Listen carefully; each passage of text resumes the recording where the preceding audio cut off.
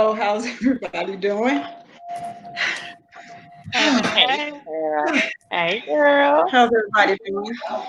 Welcome to Straight Talk, No BS. I am your host, Francis Ford, along with the co-host. You got Cynthia, aka Nay. You got Tanya, aka Blondie. And you got Jay, the producer. How are y'all doing tonight? All We right. here. We are here, honey. We are Good, here. good.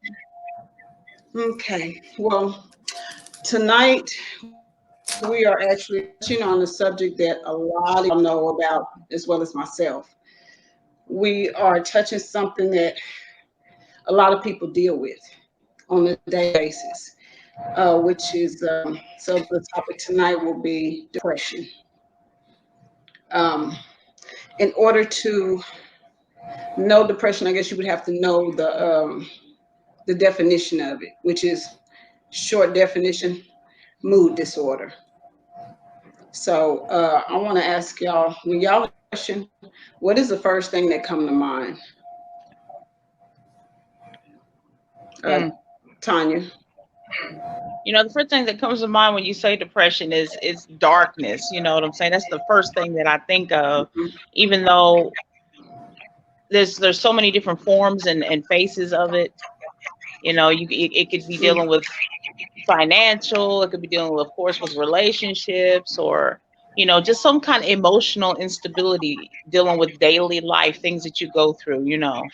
So emotion has Mhm. lots of different faces, lots of different ones, and I hope that tonight when we're talking we touch on all of them, or I know we probably won't, but at least acknowledge the most important ones, and we can help somebody through some of our experiences or whatnot, just go through it, figure out a way to get through it. Okay. And Cynthia? For me, most definitely because I went through several forms of depression. And when I say several forms, one of the forms that I went through was pretty much like drinking. Just because you're not running to some type of drug or just because you're not, in the streets all time of night or whatever the case may be, alcohol is one of the first signs of depression. But for me, um, getting over the depression, first you have to acknowledge within yourself that there is an issue. You have to be able to know that you're not who you once were, and there's nothing wrong with asking for help. Now, for me, I did a lot of, writing and soul searching, and then I threw myself into raising my kids. And I only touched on that because how my mom passed, where I was young. I was 18 and I was a kid having a kid. So I grew up a lot with my own children. So a lot of times when I see people drinking or doing things outside of their normal character, I'd be like, maybe you need to sit down and talk to somebody. And I will say this, I'm not against anybody when I say this. I'm not against anybody getting some form of counseling because if it's hurting you physically, mentally, emotionally, even within your home and you can't deal with it, don't let the next person standing in front of you, on side of you, behind you, oh girl, get over it, it'll be okay. Oh man, you a man, don't worry, that's what men do. Put your pride and stand up and do what you gotta do. The best thing you can do for yourself is get help. At some Depression is point, yep. nothing. Yeah. Yeah, it's depression is nothing to play with. And sometimes you end up harming your own protecting yourself, but you don't realize it because in your mind you got everything under control. Hmm. Okay. And Judy, what about you? When you hear depression, what's the first thing that comes to mind? First thing that come to mind to me is being alone, not having anybody to really understand what Mm. you're going through, distancing yourself away from Hmm. everybody, closing yourself in. Uh, like Tanya said, just being in that dark place and hoping that somebody Hmm. comes save you before it's too late. Yeah. And it's crazy Well, because, oh, go ahead, Sarah. no, no, no. You finish. Go ahead. It had paused. I thought you were done. Go ahead. Oh, that probably was me, Paul. But I was just about to say, I've been there a lot. Actually, to be honest with everybody, be butt naked. Suicide has always been my demon in my life. Everybody has always seen me as that person with the smile, and they say, "Oh, Judy's so Mhm. tough," and I start to feel within myself that I didn't have the privilege to be sad or, either complain about a problem. I thought I had to be that tough 10 man, no feelings at all. Mm. And Yeah. so, anyway, I associate depression with loneliness. And Loneliness. when you say Uh, suicide, that hit home for me because I can't hear at you, Cynthia. 18, when you say yeah, can y'all hear me? Yes, it's better. You said suicide hit home. Well, it probably hit home for a lot of people who know me because they, like I say, they see Judy and they see Judy always with a smile and with these two dimples showing. mhm. But all my life, suicide has been my demon. Seriously, honestly, and I just got to keep it butt naked and real. I've always been the person who was the problem solver, even in my family, even with all my friends, which led to they never took time out to really see what was wrong with me. I remember going to my dad one time and telling him that I was suicidal. And he told me, "Oh, it'll be okay. You'll be okay." Mm. So Mhm. I had some echo in my phone. I'm sorry, but when you said suicide, I did attempt Uh-oh. suicide at 18, right after my mom passed.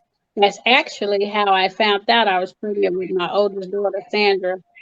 Hey, but yeah, I went to Wilson and Jones. I took 98 pills, and they Mm. pumped my stomach, and my son was turning 2 months. My son was barely turned, no, he was turning 3 months.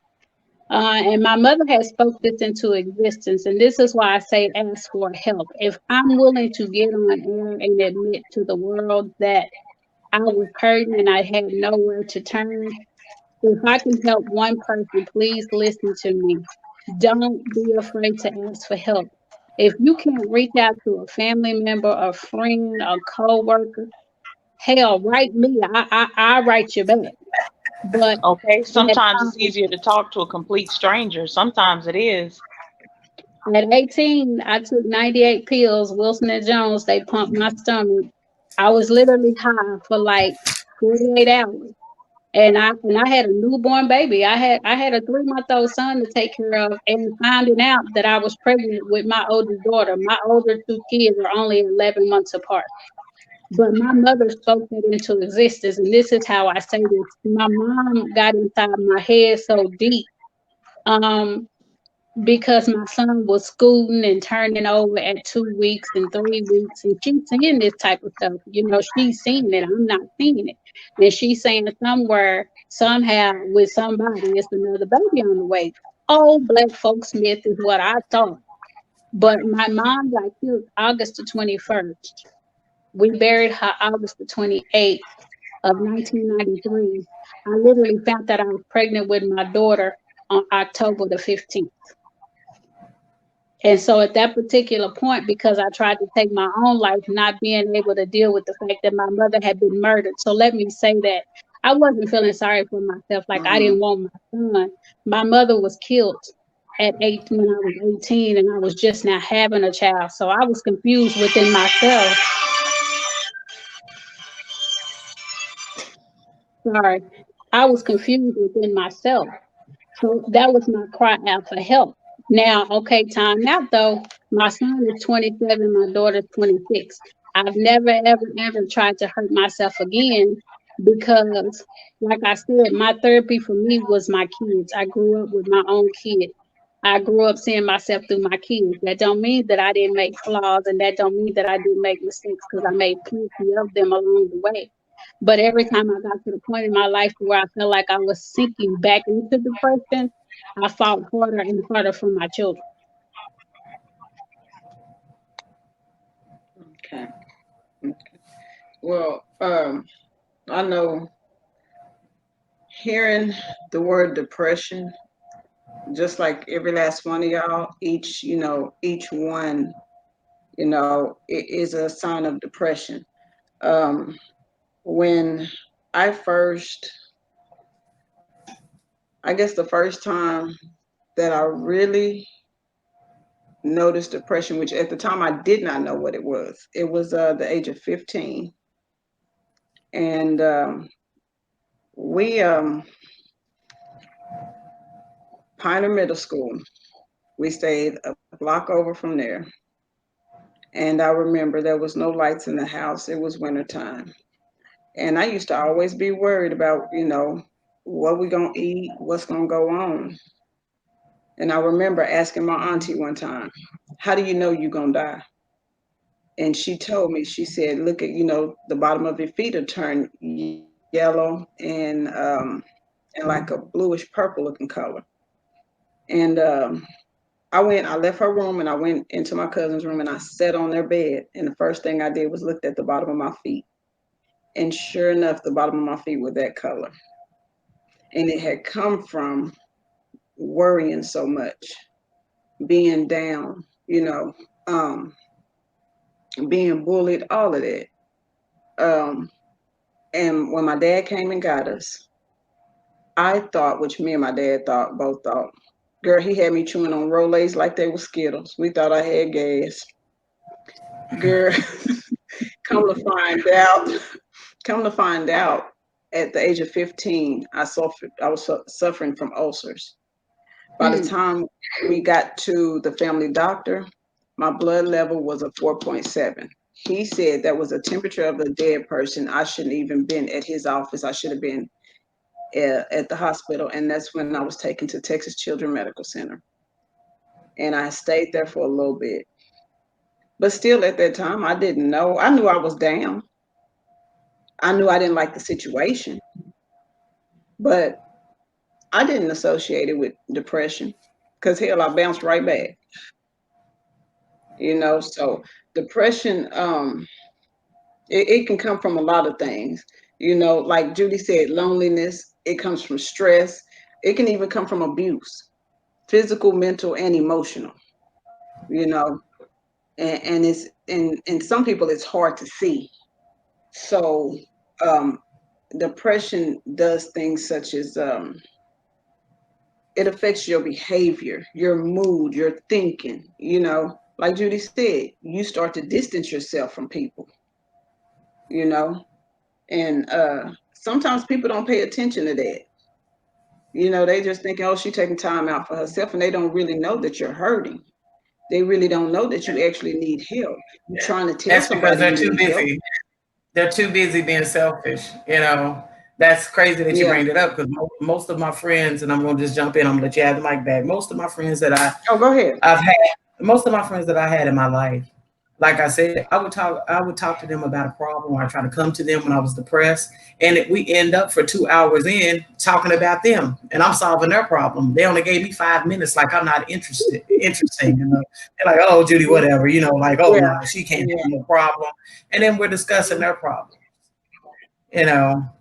But I'm Yeah. telling you, I done been through so much in life. I've then lived a life of probably 15 people.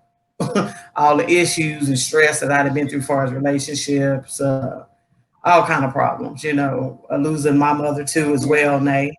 And when I lost my mother, I was so mad at God, and I was like, and now I'm depressed and I'm mad at God. What do I do now? Who do I go to? Who do I pray to now? My friends tell me, Yeah. Judy, well, pray to God. Well, I'm mad at God right now. Hmm. Right. So what do I do? And most people can't admit that they mad at God. I They know. can't. But Yeah. but can I say this? That's funny that you said that, and I try not to get too religious on people, but some of my best answers, some of my best comebacks was because I was angry at God and questioning God.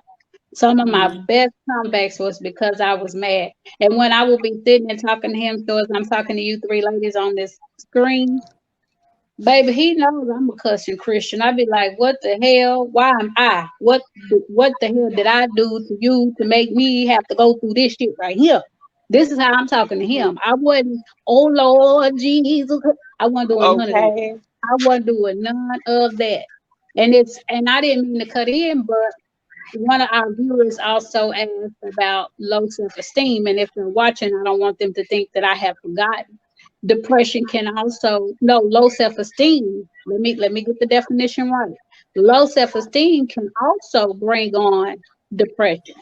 But let me tell you, Mm-hmm. as a mother, as a woman, as a person, period, the only Mm-hmm. person that Oh can yeah. make you feel low about yourself is you.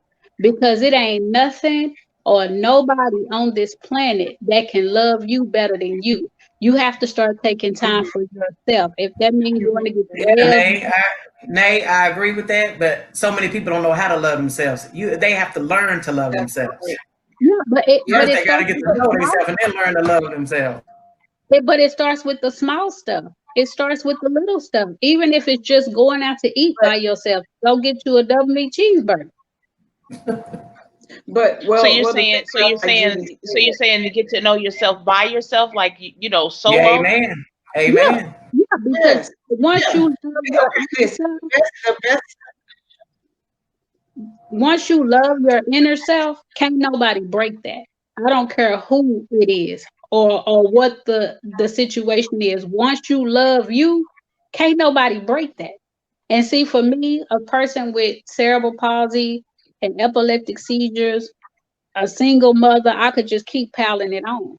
At the end of the day, I love me because your kids and your other family members and friends, they gonna live for them. What you gonna do for you? Well, the thing about that is like Judy said, some people don't know how. They don't even know how to begin. Once they, because people can, depression is such a dark place that it takes a person to a place that they can never come back from.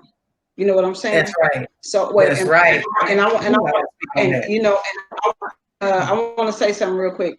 To I want to acknowledge Miss Sandra Nelson and Tatiana. Hello, how you ladies doing?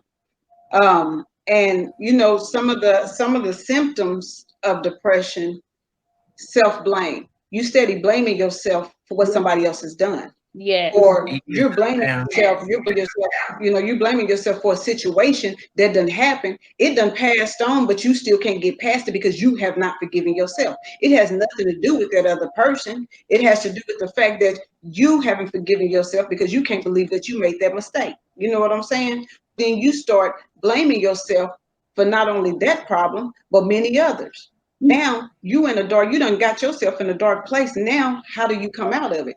You know, and it says that you know, it's not only self-blame, it's fixation on your past. You can't get past the past. You can't let the past go. So you can't have a present nor a future. You know what I'm Because you're saying? stuck in the You so busy holding on to what went on, and you haven't forgiven yourself for what went on, and forgiving those who have done it to you, that you can't even get up this way. You're still stuck back here. The whole world is still moving, but you're stuck. You know what I'm saying? You sitting here stuck. It's and like Judy said, yes, it makes you have suicidal thoughts. You know, it's you have problems with problem solving, the simplest things. But you have to be able to stop taking on the blame for somebody else's mistakes. It's Well, like you in a relationship, and they say, and like the self-esteem issue, their self-esteem, when they start putting you down, it don't even have nothing to do with you. It has to everything on them. Because it don't even exist when it comes to you. You know what I'm saying? They break you down because of what they're going through. So now, once they done broke you down, they done got you in a dark place. Now you're depressed and you're questioning yourself. You know what I'm saying? They telling you, or you don't look worth nothing, ain't nobody gonna want you. All of a sudden you start to think that. So I mean, it happens so quickly. Low self-esteem is it can come from everywhere. It can come from when you're young, growing up as a child. Maybe your household, society has a lot to do with self-esteem. You know what I'm saying? Amen. If you don't, Society. if for Yes. some reason you don't Yeah. fit into whatever fad or fashion is going on, or you know, your circle of people, for some reason you find yourself having to try to fit in for them, or you know, it can start from anywhere, that low self-esteem. And once that little bug gets inside of you, it festers and it grows, and before you know it, it just consumes all of who you are and your whole mind. You find yourself not knowing who you are, trying to be fake, you know what I'm saying? Instead of living who you are, you're trying to live for somebody else, or you're hiding who you are inside, or you feel that shame about who you are, you know. And like I said, it starts with something very small and festers to something that's just bigger than you. Oh And yeah. you know, I mean, I find that it. low self-esteem, I Oh can yeah. just say personally with it, it took a long time to try to find myself. You know what I'm saying? I think the easiest thing for me to do when I had low self-esteem, I'm a big girl, you know what I'm saying? So growing up, it was like, oh, she just big boned, or you know, you just thick. You know, you call these little names or whatever that other people try to say, or I make it better in my own head.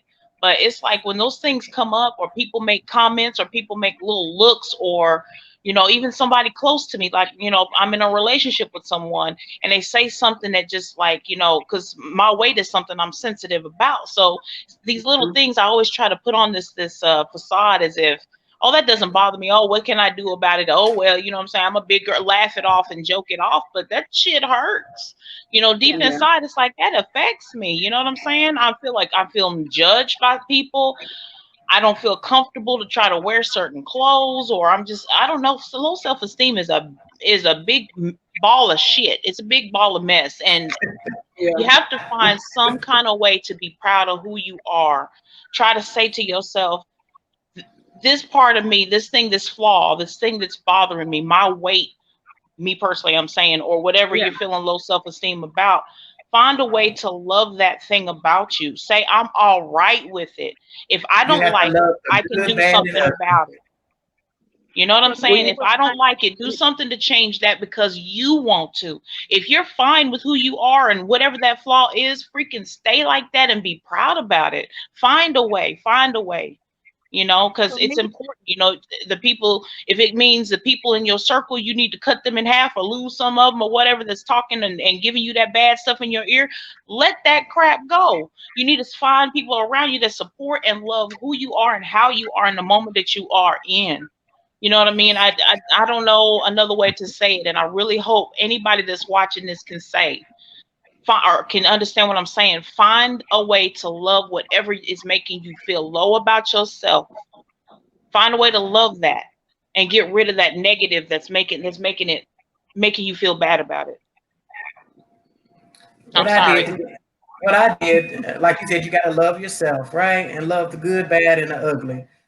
I know when I was going through my depression and didn't know how to get out of it, it was like I separated myself from everything and everyone, and I built my own life and I built my own goals. And I said, I'm going to stick to this. I'm just going to work on me, and that made me feel good. And I started to love myself even more. Even some of the things I didn't like about myself, I started fixing them slowly.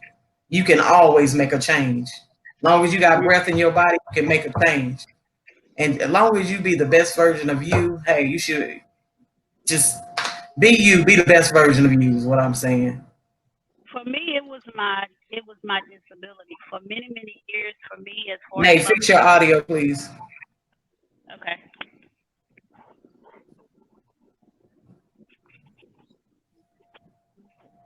can y'all hear Is me it now? okay? Nope. Can you hear me now? Uh-uh. No, dang, hold Well, on. okay. Well, while We're she's having a trying to fix moment. that, while she's trying to fix that, I want to address something. Miss Tatiana says that she said her self esteem was low because she was talked about a lot, but she's better and stronger now, and she's beautiful. Tatiana, honey, what I'm finna tell you, and I want you to remember this. That's what Remember, all old people say. Go on and say it, Francis. remember this. What somebody say or think of you is not your business. It has Mhm. nothing to do with you. It Nope. has everything to do with them. So remember, what somebody say or what they think is none of your business because those are their thoughts. They got to deal with them, not you. That's right. I Well, had to let a lot of that comes from jealousy anyway. When somebody's talking about you, you know Say it that again. that comes Yeah, straight up from it is. jealousy. It is And let me I tell had you to take something. When people talk because about me, you know what I do? they don't. You know what I do when people talk about me? It makes my motherfucking ass go harder. I go harder just what to piss them off more. And that's for real. Yeah. Man. one of my Now you biggest got more to talk about. one of my biggest low self-esteem for me was my disability, but that was when I was like a kid, preteen or whatever, because I always wanted to know why was I born with a form of disability? Like why me? Out of everybody, why me? Because as a kid I was energetic. As a kid I did go and rip and run, but it was a lot of things that kids could do that I couldn't do. But as I became a young adult and became a mom, and I realized that I was living for more than just me, I soon Mm-hmm. found strength in places that I didn't know I had strength in. You know, when Mm-hmm. somebody said, "Oh, she can't do that because of her disability," I break my back trying to prove that next motherfucker wrong. Oh, she ain't gonna be able to drive them kids. She gonna need somebody to take her to the store. I killed myself. I ran over about 12 curves before I got to the store. Then I got to the store. Mm. Okay, you know, her kids gonna be teenage moms. She ain't gonna be able to. Her kids gonna run over her, and my kids respected me more than the average kid that they grew up around. And I'm Yeah. not You beat bragging. them Please like don't get cookie. me wrong. You beat them like I, I cookie. Joe yeah, Jack. I'm not bragging by far. But Um, a lot of things that my mother had instilled in me as a child, as I became a young adult, it started coming out. So for those of my children that are watching, y'all don't want to be like me so bad. But as these kids get older, Cynthia's gonna start coming out the closet, and you're gonna be like, I remember that time my mama. I remember that time when she said. I remember that time my mama hit me with that shoe, and Okay. you gonna turn into a whole different person you didn't know you was when it comes to your yeah. kids. So, You know, like that's Francis said, with depression and low self-esteem, as time go on, you will realize that I am a beautiful woman. I am a handsome man. Yes. I am somebody. Even if the next person don't love me, I love me enough to know that I am oh, somebody. yeah. I have to And ask another a question. thing, oh, Judy, you said you have to learn to love yourself. So, how do you learn to do that? How does that happen? I had to great literally look question. in the mirror Oh, for great myself question. because it was so much that I didn't get. Some people grow up with both parents in the house, and some people grow up and they have mothers and daddies that are phenomenal people. But for us that come from broken homes, dysfunctional homes, either you can end up like your family who you grew up around, or you can choose to make a better choice for yourself. And for me, I wanted better for me and my kids. So I literally had to sit back and say, what can I do different than what I seen growing up? I'm not knocking my mom and I'm not knocking my dad by far. They did what they thought they had to do. And even as my kids get older, like my oldest daughter, if she's still watching Sandra, she refuses to discipline her kids because she said I discipline them too much. Don't get me wrong, she'll pop them here or there, but she do more yelling than popping. And I was Joe. I'm about to snatch a knot in your ass because I ain't got my lungs ain't that deep. I'm gonna go and reach out and touch you. But as far as how do you get back to yourself, Tanya, on God, I'm still learning that today because I live so much for my kids. And you know that everything was my kids, my kids, my kids. And now they grown and I'm just doing for me. I love it. I love it now because Yes. I went to visit a family member today and she was like, I'm so proud of you. I'm so proud of you because I don't babysit my grandkids from sun up to sundown. I don't babysit overnight, and I ain't scared to say no because as a mother, I There you did go. my job. There you I go. did my job. Go ahead, Judy. Okay. Well, the way that I started to love myself was I had to be broken all the way down. I mean, broken Oh, completely down to where there were no more tears falling from my eyes. I couldn't cry no more. The only person I could call for was Jesus, like I told y'all before. It broke me down mm-hmm. and it taught me that, you need to face the things that you're going through in life because I believe that when you don't face those battles that you're going through, denial is a weakness. Having strength to Ooh. fight, Mm-hmm. that's when that's when you learn a lot about yourself and you begin to love yourself. And I feel like if you don't go through those battles in life, you won't understand the blessings that you have in life. And it's not So on. It's I not feel like only you have to that. be broken down. Yeah, for Huh? some, but you got to remember, for some that are broken down, some of them don't come back from. So it's not like for Judy. Judy is. I see Judy as a strong individual. So for her to be broken down and then she build herself back up, that's because she still has that strength. You know what I'm saying? She still has it here. She still has it here in her heart. So she's able to gather herself and build. She knows what she needs to do. But if you take an individual who has a mindset that is still controlled by mom, dad, or you know, grandma, grandpa, whoever, that becomes that become a task. Because then what it is in order for you to start to love you and get to know you, first you got to get to know you. You got to find out who it is that you are, which means that for some people have to get by themselves. That's why and all of us have done this, but I think it's a bad idea when we do. When you go from one relationship to another, hell to the no, you haven't even given yourself time to know what it is that you want. We say all day what it is that we want, but do we really know that? Do you really know you? And in order for that to happen, you have to get by yourself. And like Judy said, get butt naked. If you don't get butt naked with nobody else, get in a room, you could do it physically, mentally, emotionally. But you got to get butt naked. You got to be willing to face everything that has come across your past that you have not yet dealt with. If the door is not closing, that means that you have to start by doing one thing. And there's another thing that comes after that. One, you have to admit that there is something wrong. The next Mm. the next one is you got to learn how to forgive you. God has already forgiven you. So now it's time for you to forgive you. And that's the hardest thing for us to do. You know Yes. what? When you say that, a lot of people have to be by themselves to finally, I guess to get to know who they are. I have to Mhm. say, when Judy and I met each other, I was 25 and I had 3 kids, and my kids Mhm. were 8 months, 2 and 4. So Mhm. at 25, even though I had 3 kids, you would figure I'm well seasoned. I was still living with my mom, but at the time, I thought I was a mature person, and I had the mentality to be able to be in a relationship and handle my kids and pay my bills and just be super responsible and all of that. I thought I had everything together.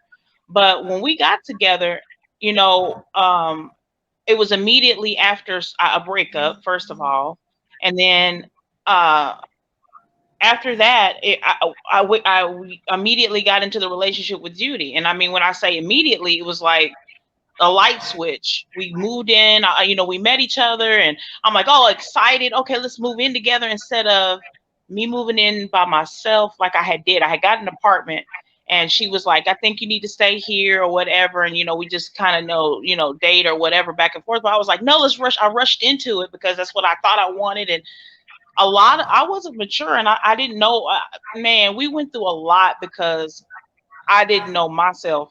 You understand what I'm saying? I didn't allow that time to breathe. I understand the importance of that. You really need, what are you trying to say, Julianne? Ooh, I just having flashbacks again. That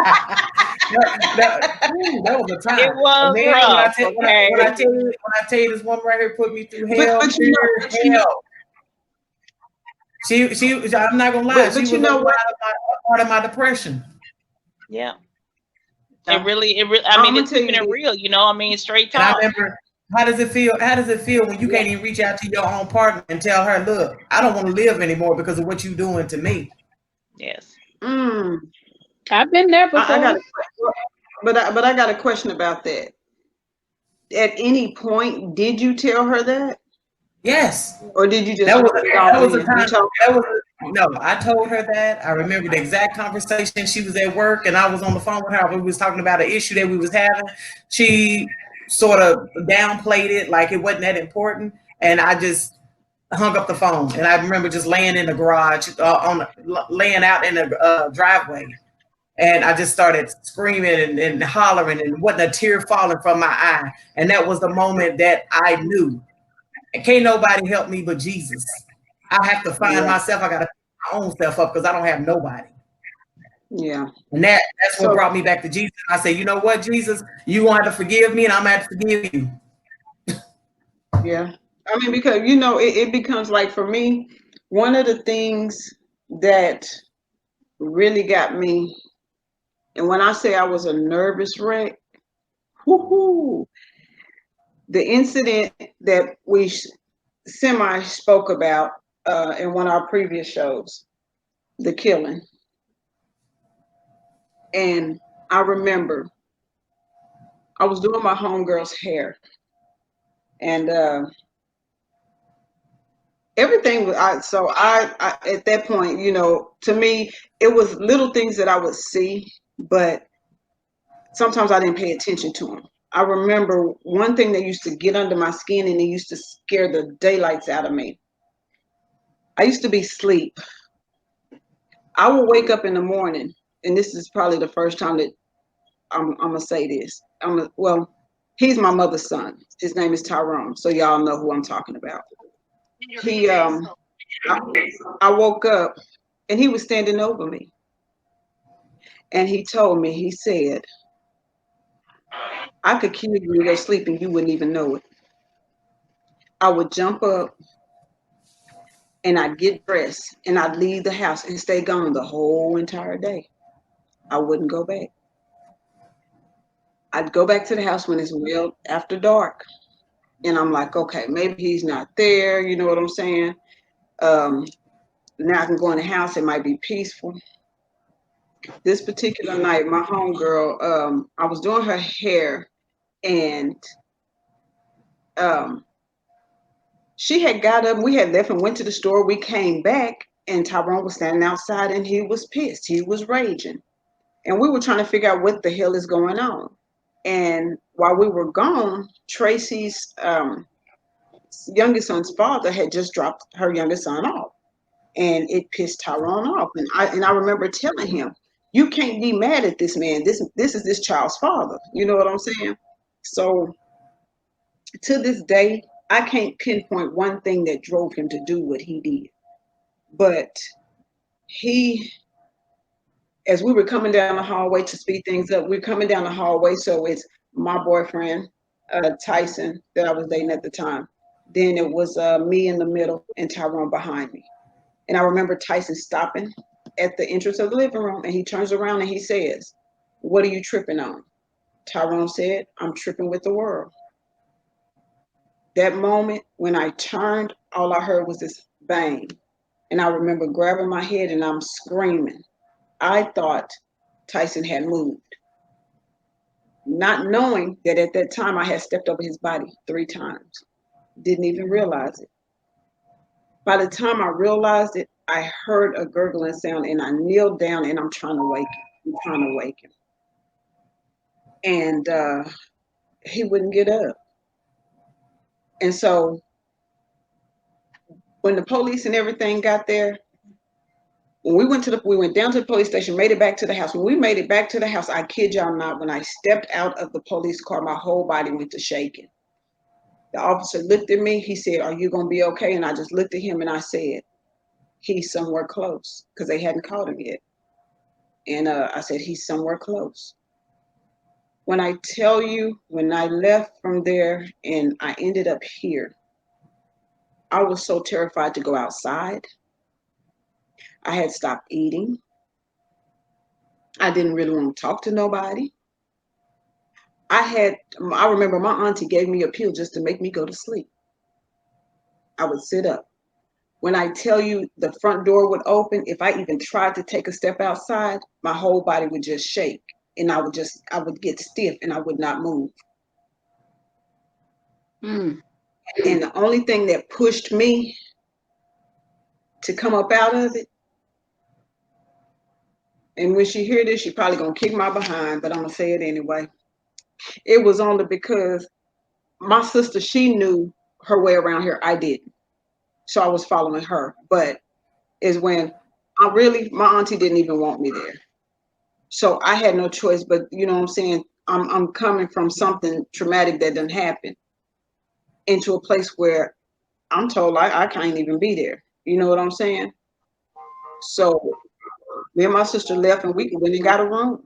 But that right there, that will take you and it will put you in a place that I don't wish on my worst enemy. I don't wish that on nobody. So it's like you have to surround yourself with people who actually give a damn. And the sad part about it is it's almost like you taking a test. You got to sit down and you got to look at these people and you got to ask certain questions. You know, what does this person do on a daily basis? Who do they hang around with? If everything that you hear come out their mouth is negative, no, you don't need it. So you have to, like I said a while ago about Judy, sometimes if you're not strong enough to pull yourself up out of it, it will sink you. It will grab a hold of you and it will take you for everything that you have. What do you, you know, So, I understand that. I think, or I guess I'm trying to ask, what do you feel, or what is y'all's opinion of, somebody who feels overwhelmed? Because I know being overwhelmed is another form of just being in some kind of depression and a funk. You know what I'm saying? You know how sometimes you take it on too much. Like you got a relationship to worry about, you stressed about it, then you got your kids to stress about it, you got your job to stress about it, financial, you know what I'm saying? I don't know if I got enough money to pay for this, that, XYZ and all of that. You got your parents over there on the other corner, you know what I'm saying? It's just a lot. So when you have a lot going on, you overwhelmed to the top, your cup is full. And I yeah. mean, you find yourself sitting. You just sit. Your kids hollering, everybody hungry. Your lights about to get cut off. Everything. You know what I'm saying? I ain't got but $2 put in my gas tank. You know what I'm saying? You stress to the maximum.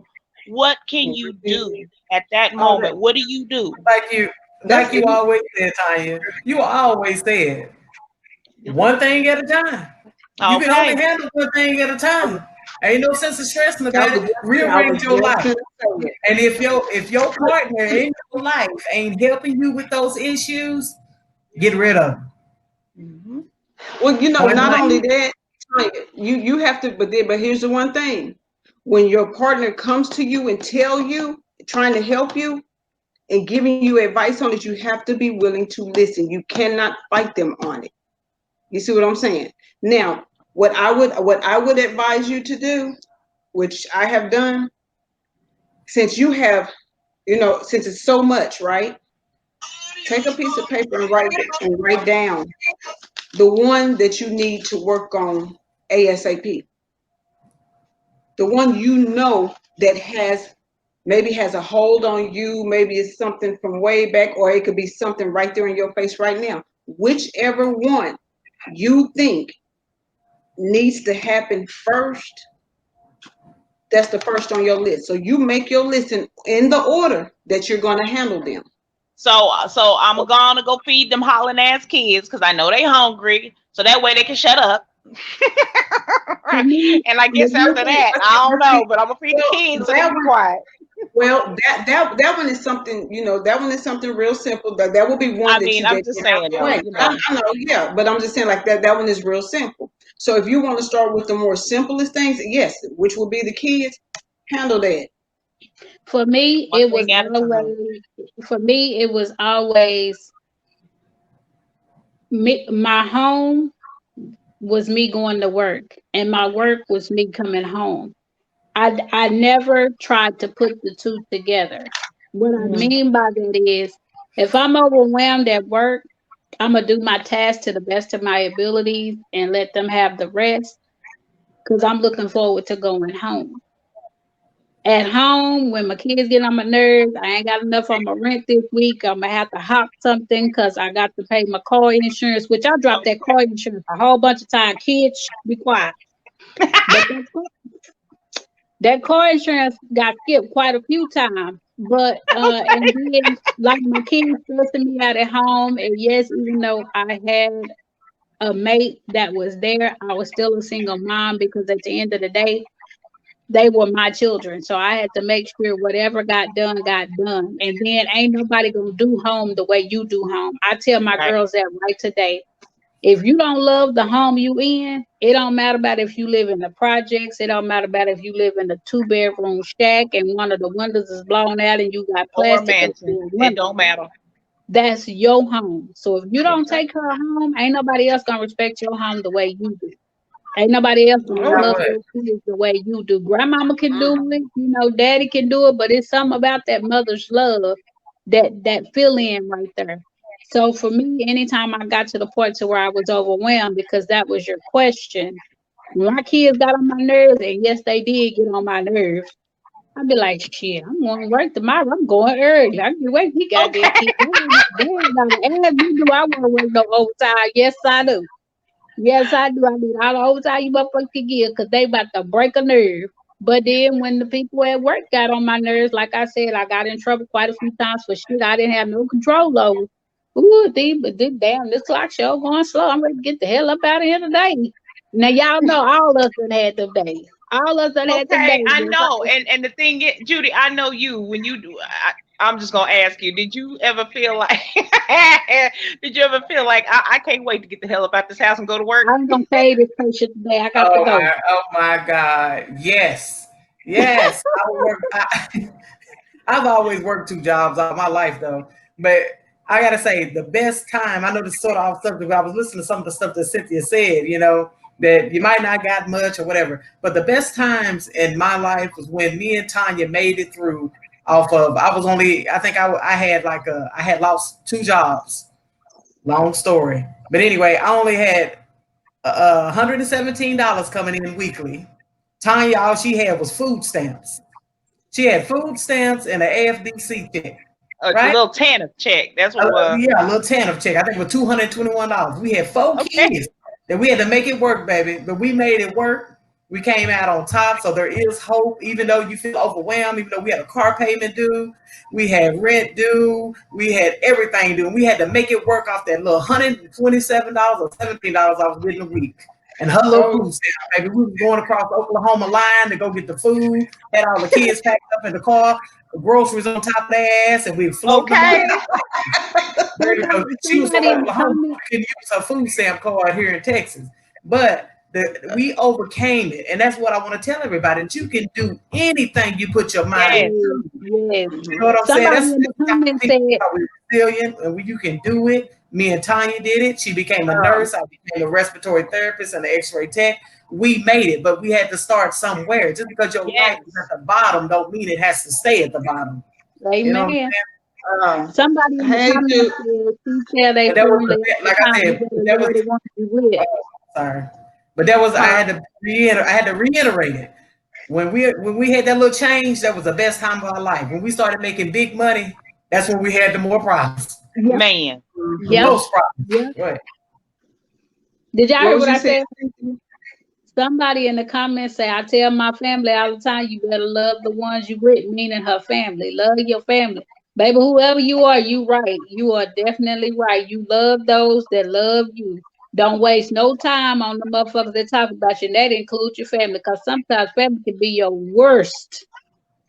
Hear what I Mm-hmm. said, your worst enemy. A lot of Oh love that yeah. I got, a lot of love that I got and Cynthia Renee Nelson came from total strangers. I'm talking about shit, white, Vietnamese, Chinese, Mm-hmm. Afghan, whoever you was.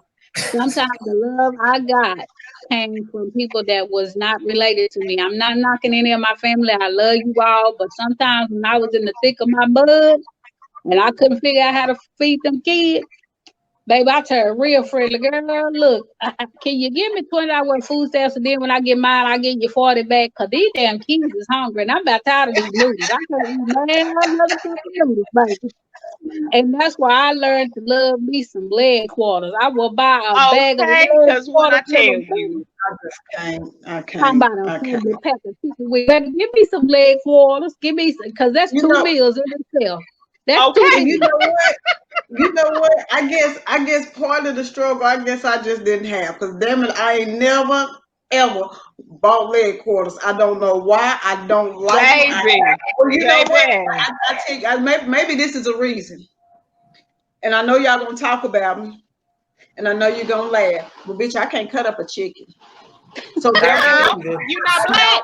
You're not black, baby. You're not black. You got to be able to cut up a piece of chicken now. Wait, Dang. What? wait. Even I know how to cut up some Let chicken. me have this. Let me have look, this. Let me have this. listen, Let me have it. I have not.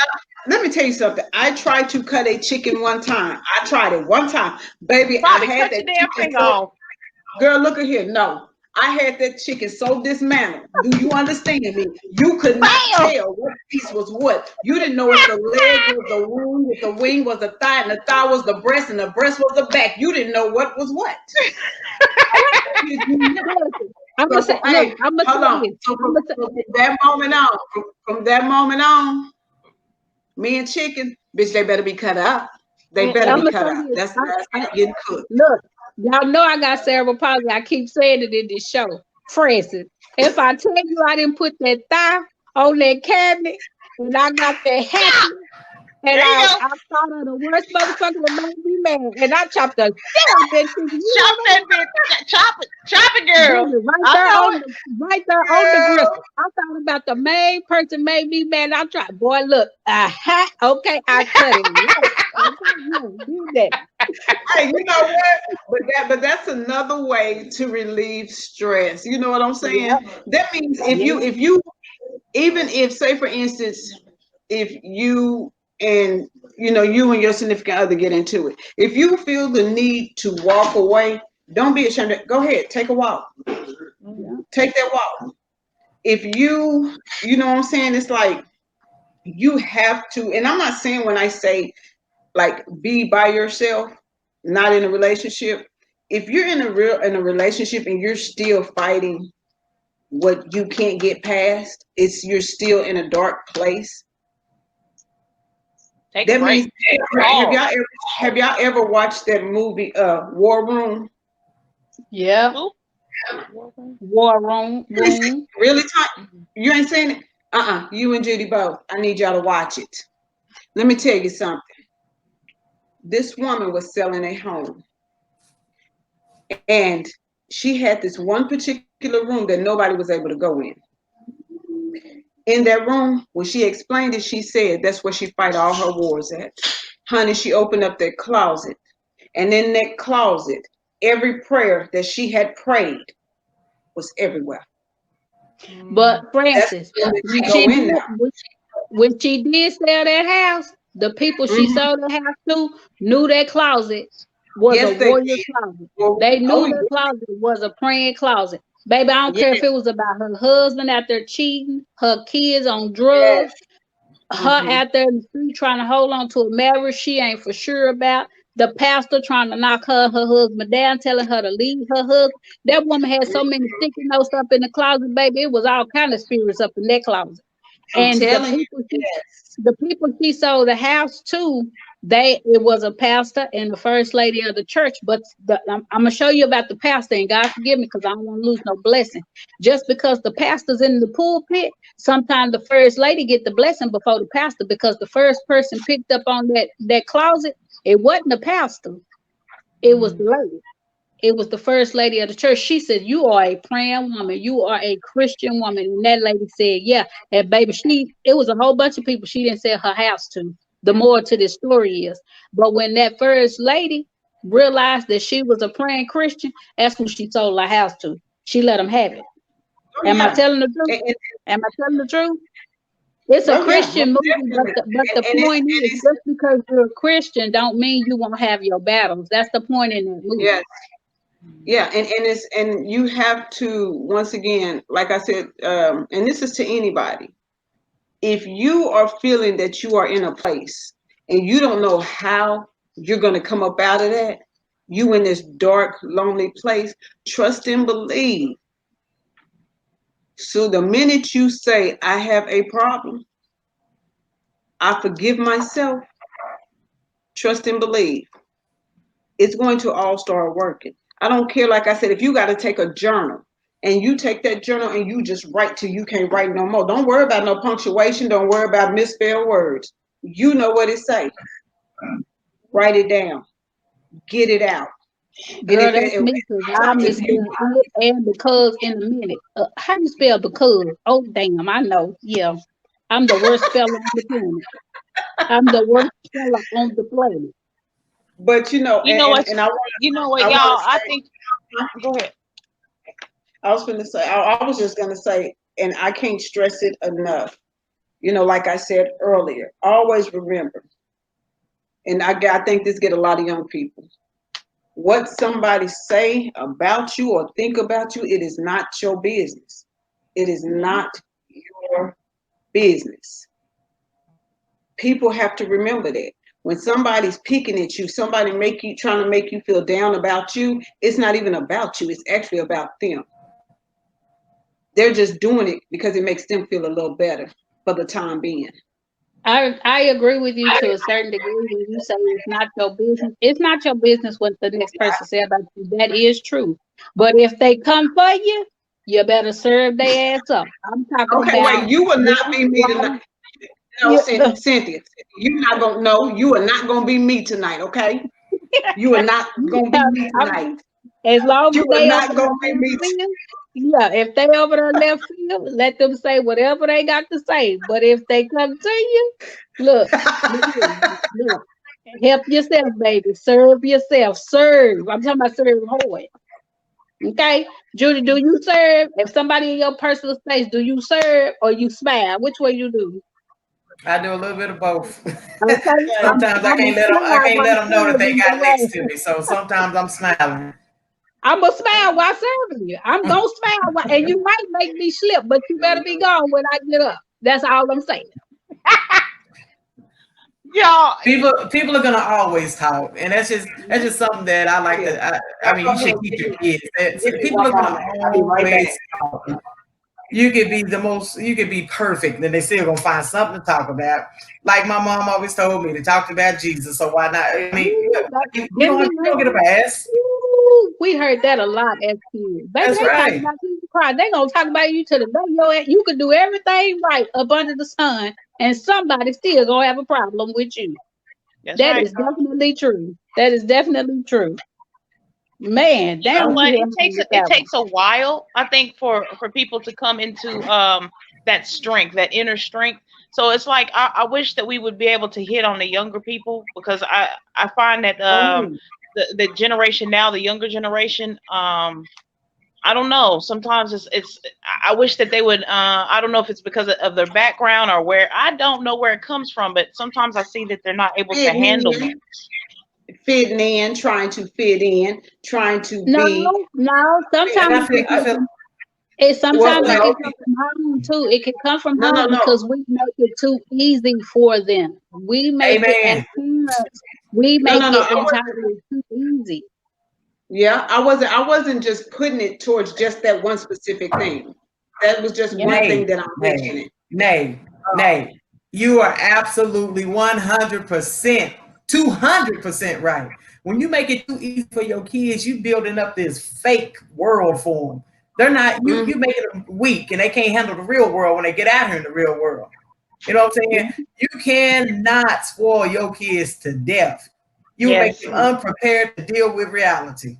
Yeah. Because and that baby, that right there is the most important. when that I reality agree. hits, baby, like I've always said, you could raise your child to the best of your ability. But always remember, when they hit the other side of that door, there could be a force way more stronger than Then you. you, yeah. It always And will be because yeah. we love our children, we forgive our children, we make things Mhm. easy for them. You know what I'm saying? The Mhm. real world's gonna tear their ass up, and they ain't gonna know how to Right. deal with it, and it's gonna put them into depression. It's gonna make them want to commit suicide. Girl, You know, I fuss with the because kid. And they, I fuss with them right today because I'm saying, when I was 27, this is where I was. When I was 26, this is where I was. When I was 24, this is where I was. But then I look at myself because it was so much that my kids didn't get to endure or see as young teenagers.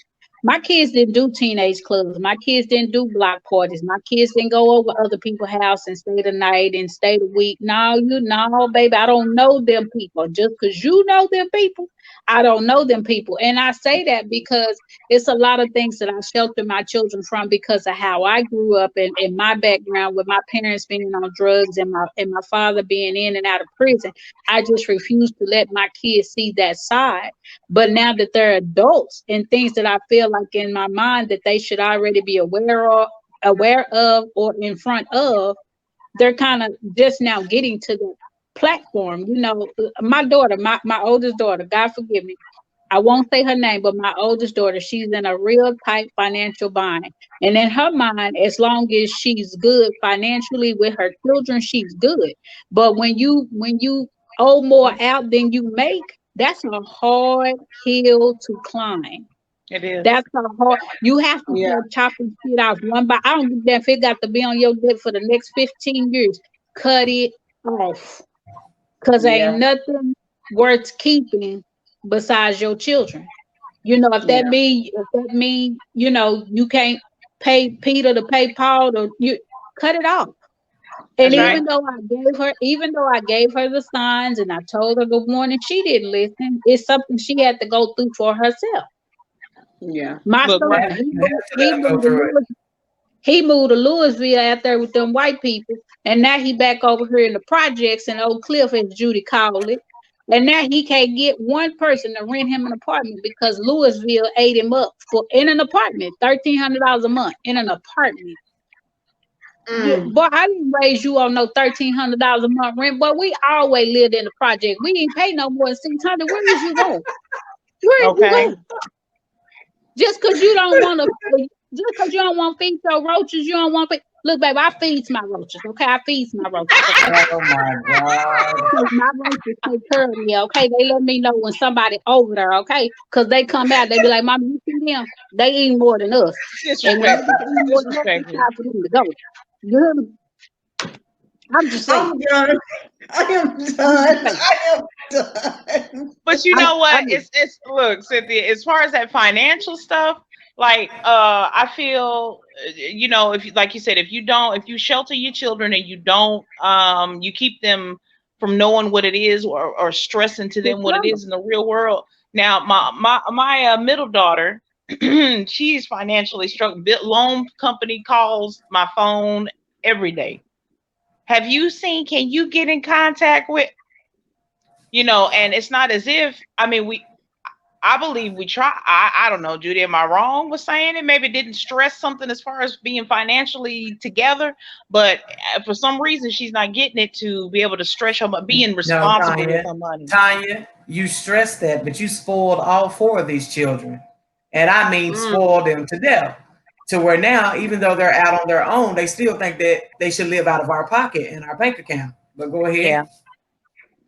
but that's true. And I mean, she's struggling now, and it's like she. I feel in her mind her stress because it's like, okay, now I'm not in mama's house anymore. I have rent. I have, we gave her a car, so it's not like she got a car note, but she has to take care of the registration and the gas and the insurance and all of that. That still is not happening right. You know what I'm saying? She's working two jobs, is what's so crazy about it, and still not able to budget her finances. So and Mhm. to hear her when she's talking about it, she's just stressed, like, oh my God, why I don't have enough money for this, that, and the other. And it's And just, then walked off the job because she was so overwhelmed. She walked off Mhm. her job. you need your and job, see girl. Get now, back on your job. What you doing? well, yeah, but you gotta remember who did it, who Oh, started it. You see what I'm saying? So and now so that is a very you true got to sit her statement. down and you got to explain to her. Okay, but now and look, this is the part where we can't be afraid. We can't be afraid when we done messed up with them. Guess what? We can't be afraid to go to them and say, "Look, the way I did with you, I was wrong. I shouldn't have did it. Now I see that you're having to do this on your own. I have to let you do it on your own. You have to, because like Judy said earlier, if you don't, I'm gonna tell you now, they're gonna find themselves in places that is going Already to finding take. themselves in places. So I mean, you have to let them hit rock bottom, because you remember, they're all grown, right? So you're Yeah. done. You're done. Amen. Hallelujah. You're done. Jesus. Yeah, You're Thank I'm, God. done. I'm, I'm gonna I say can this. get I'm over gonna say that. this. You're I'm done. gonna say this, Francis. I'm gonna jump on your side. I'm gonna jump on your side, cause I got 4 grandbabies. I Mm-hmm. got 4. I got how many girls? I got 2 Oh, girls and I Lord. got 2 boys. Let one of them kids act like. Just, oh, I'm fit to go. Look, look, cause they mamas and they daddies can't. Francis, and when I tell you I be snatching a knot, girl, 18, my grandbaby, my youngest one, she just turned 1 in July, so she just a year old. I was over there today with her, and she fell out on her mama in the bed. So good thing she was in the bed. But when she went to go, you know, I said, "Oh, you got the right one." Oh, baby, I took that little thigh. Girl, her thigh ain't big as this pinky. You hear me? Baby, I took that thigh and I just, girl, you lost your mind. Girl, you better ask your mama about me. Now, what I'm trying to say is, yes, Tanya, we spoiled them, and we working on these grandkids. But I'm gonna tell you what I told my significant other. I'm waiting on CPS to call me and tell me I got to get one of my grandkids. I'm putting child support on the mama and the daddy. I want money from both of them. I'm ready. You hear me? I Oh, love child support. I You hear me? do. I do. Before we get out of here, I do want to say, there are, like, when dealing with kids, if you ever notice when they start getting depressed, it's when they're underweight, they get clinginess. It's the clinginess and the refusal of going to school. But for the teenagers, it's the negativity, feeling worthless. They have anger issues, feeling missing. One of the things that they always say, nobody understands me. So they feel Mhm. misunderstood. You know what I'm saying? Then they get with these crowds, and all of a sudden there's drug and alcohol use. If you notice a whole different pattern in their eating and sleeping, the avoidance of social contact. You know what I'm saying? So it's like, even though our kids are grown, and I won't lie, I still ask my son and my daughter, "Are you okay? Is everything all right? Why it seem like something wrong with you?" And then I can't pressure them to tell me. I have to wait till Yeah. they're ready. Yeah. Because if I pressure them, it shuts them back down. You know what I'm saying? So thank God that they do, when something is, majorly wrong, they do come and say something. But you have some kids who don't. You know what I'm saying? They think don't nobody understand them. And kids forget this number one thing, because we forgot it. We were not born parents. We went through the same damn stage they did. Why do kids always feel like we don't know, or we don't understand, or we ain't never went through it? That's the They first think thing. Absolutely. they think that we're born parents. No, we went through the same damn stages. We went through the pussy canal. We came on out.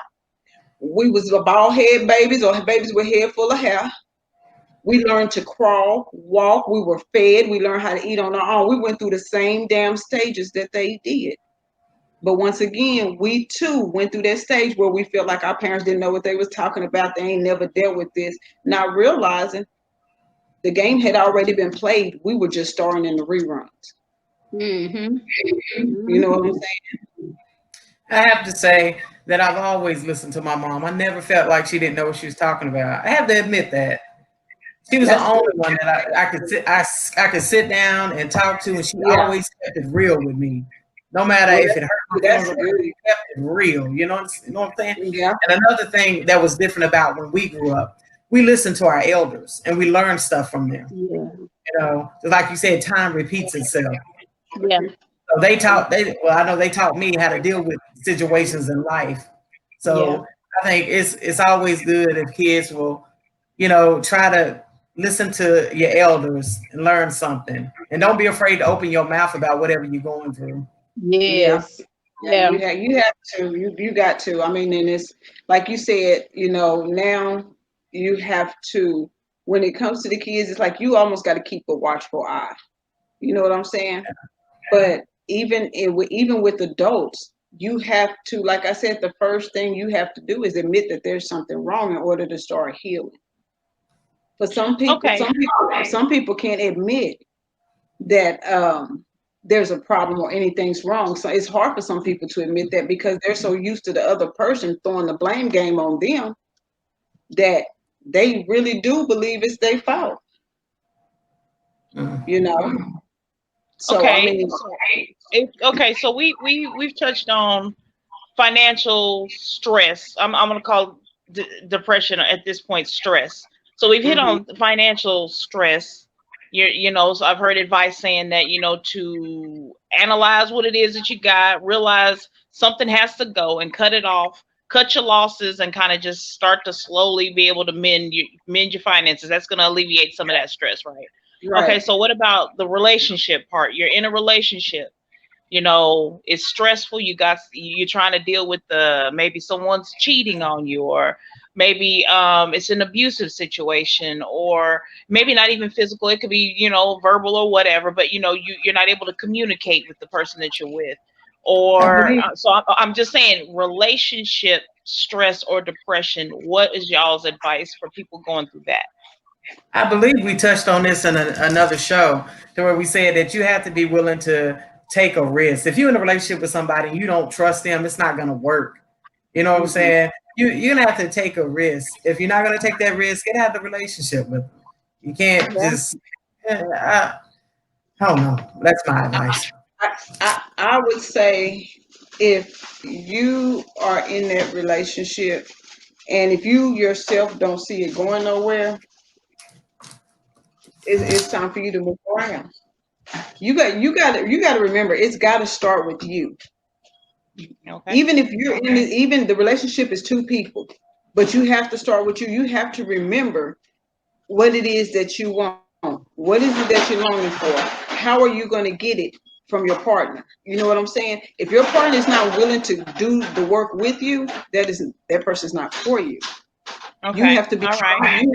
You have to be strong enough to say, okay, you know what? I can do this by myself. You can't be scared to do it by yourself because it's always going to start with you anyway.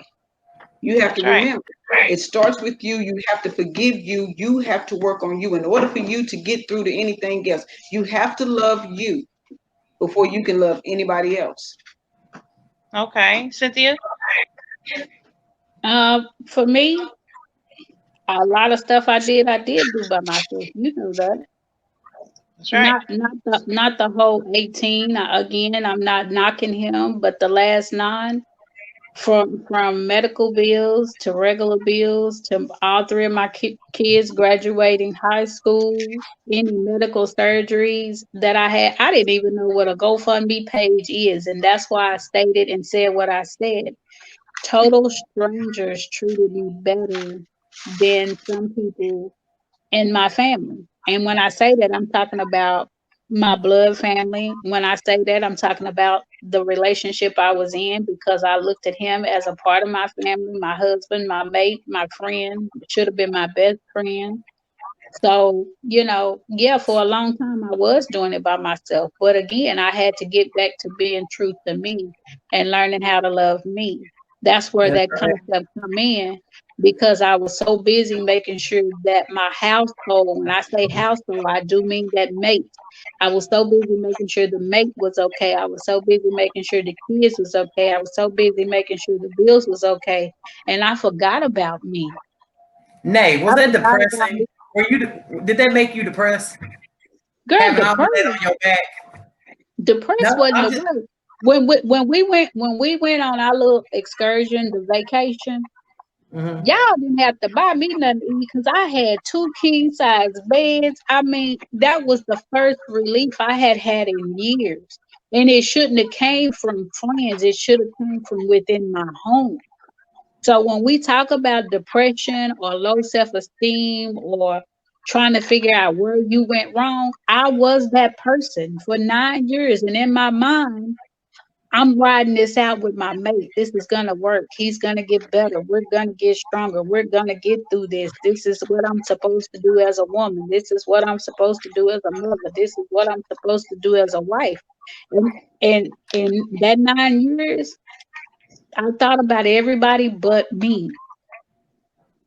So the last 3 years, I've been living for me. It ain't been perfect. It ain't been right. But everything Cynthia wanted to do, Cynthia did it. I didn't give a damn who approved of it. I didn't give a damn who talked about it. I just did it for me. So basically, I'm hearing, and maybe in the summation, that depression or low self-esteem is a mental thing. Yeah, It's in here, and it starts in here. And yeah, so once realizing and saying to yourself, or just realization that you have an issue or something is wrong, you're feeling the type of way, you're frustrated, maybe you cannot talk and get it out to someone that you first reached out to, second reached out to, third, what I'm saying, friends, family, what, find a way, and yeah. I'm just saying, each one of us have done that.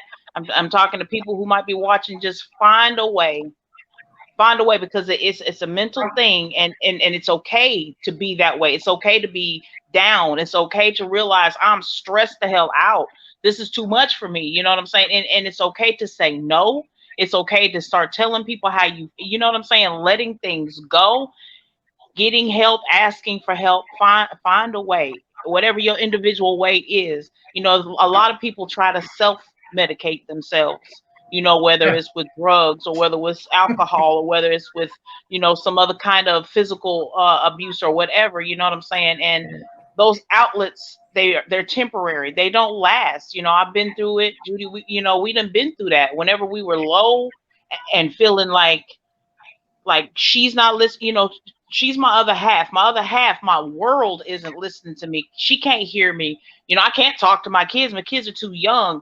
My parents, at that point, I think my mom was still alive, and my dad. I didn't have that connection with my family, my brothers and stuff like that. I had nobody. I didn't have no friends. I couldn't go talk to nobody. So I reached a low point. I tried to take my life. You know what I'm saying? And I did it because I wanted a reaction. I wanted someone to show me something, like, pay attention to me, hear me. I felt whatever I was going through, no one was listening. And I hit that rock place, that low place, because I think with depression and self, everybody hits a low bottom. And sometimes, like Francis said, you don't come back from it. But, when I hit it, my reasoning for it seems so petty now. You know what I'm But saying? sometimes Because you what if have what to if do I it. didn't survive that? I tried to cut. Look, God knew it wasn't my time for me to go, because I took a knife and I tried to cut my wrist. You know what I'm saying? The knife I grabbed was dull, so it was just scrapes. It didn't go down as superficial. So I still didn't get the reaction I wanted. You know what I'm saying? So I'm still acting the fool all through the house, tearing up the house. I took pills. I took aspirin. You broke the mirror, I broke the broke a mirror, took the mirror mirror. trying to take the mirror glass, a piece of hunk of mirror glass, and still try to cut my arm. And God, like I said, you would I figure a got piece to of you, broken time. glass, that should have been it. Judy took it from me before I could get it like that. And so then it still wasn't enough. I still didn't get that relief. I didn't still get that reaction. I mean, the kids involved. It was a hot mess. When I'm telling you, I've been there. I have been there, and I took pills. It messed with me. I was in the hospital for days, you know what I'm saying? And during that time, it's like, and then, what's worse about it? When I came to my own senses and I talked to God about it, and I came down, and it was more like, dang, what am I doing? You know what I'm saying? What's worse is that the people in the hospital said, oh, just because you come to your own senses, it doesn't matter. Now you have to go to a psychiatric place. They I they didn't have to do I that. lost my own I Yeah. lost my own control over me, because someone said I got a problem, and they took me and said, either we'll do it, you do it voluntarily, and you can only spend a few days, or we'll write a court order for it, and you have to stay there for for however long. And that journey that I had to go through, that place I had to go through was the darkest tunnel I've ever went through in my life. And it was a realization of I'm at rock bottom. I got to do something about that. You know what I'm saying? I got to ask for help. I got to find a way because this is not it. It You that know, um, that that part um, was not it. that long walk down that hall, and knowing that you couldn't turn around and come back outside that door to enjoy your own freedom. That was something. That was a wake up call, wasn't it? That was um, that part. We both were sitting in this small little room before they took her back, both looking at each other, just crying. You know, I was wanting her to leave with me. She couldn't leave. You know, she was wanting to go with me. You know, and she lost her uh, freedom. It's not worth my it. my my But sister. wait a minute, Francis. Before I tell you, I just want people to know that when you hit that rock bottom and you get to that lowest place, try your hardest to know that tomorrow there is a tomorrow. If you Never do know. whatever you're trying to do Amen. right now, there's no Amen. tomorrow. There's no fixing it. There's no Amen. second chance. You don't have the opportunity to see that it can be better, that it will be better. It does. That Amen. saying tough times don't last always. It is a Amen. true statement. It don't last forever. It don't. Preach, Amen. girl, preach. I'm just saying that's what I Amen. had to know. It does not last forever, and you have an opportunity. Tomorrow will be better. It will. It's not a could or can it. I wonder. No, it will be. Yeah. We You said we a are going mouthful to right have there. to do. I'm going to say this. I think this is going to deserve a. This is going to be a. It's going to have to be a part two. There's too much into this that I it's agree. too You know, much. there's a lot. You know, Too much because this is something that we don't. A lot of people don't realize that we have people on a daily basis that go through this. You know what I'm saying? It's like we might have came out of it, but then you look behind you, how many more done fell into it?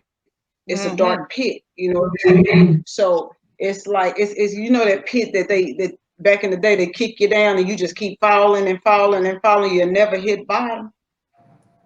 You know, it's a dark hole, and it's like in that dark hole, there's nothing to grab. You know what I'm saying? So it Amen. this is a segment that you know what I'm saying. I think that we probably gonna have to touch on again.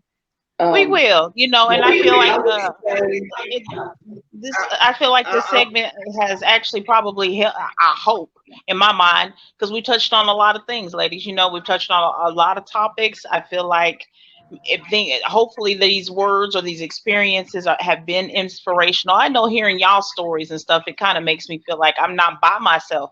Judy, you mentioned loneliness. You know what I'm saying? It makes me say, hearing you guys share yours, it makes me say I'm not by myself. Honey, when I said I've lived for about 20 people, I was not joking. It'll take about 5 shows to cover my whole story. So that's the reason why I sat back in the cut and just said I'm gonna let them talk, okay? Because it's just too much. But go ahead, honey. I Well, just want y'all, to say, I just today is. Go ahead, Cynthia. I'm sorry. I just want to say this for anybody that's watching and you feel like that you just absolutely don't have no one you can talk to, no friend, no family member, no counselor.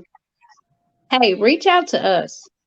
We're Reach here. mm, out to us, write us in the comment, hit us up any way you can. And we I mean read the comments. We're here. It might yeah, seem like we don't. we're on Facebook. Get us at You can see, yeah. straight talk, I ain't straight gonna lie, talk, I got, yeah. OPS at I mean, even if gmail.com. yeah, I mean, you can even do, in the inbox, you know, um, and we don't have a problem helping. That's what we're here for. That's the reason we got this started. It wasn't just to vent for ourselves. It was for everybody else also. That's right. Yeah. Um, That's right. All right. so, Well, Francis, you got us an inspirational quote for tonight. hmm, the Leave us one with some that good really, words. really, really, really for this one right here, for this segment, it is, mm,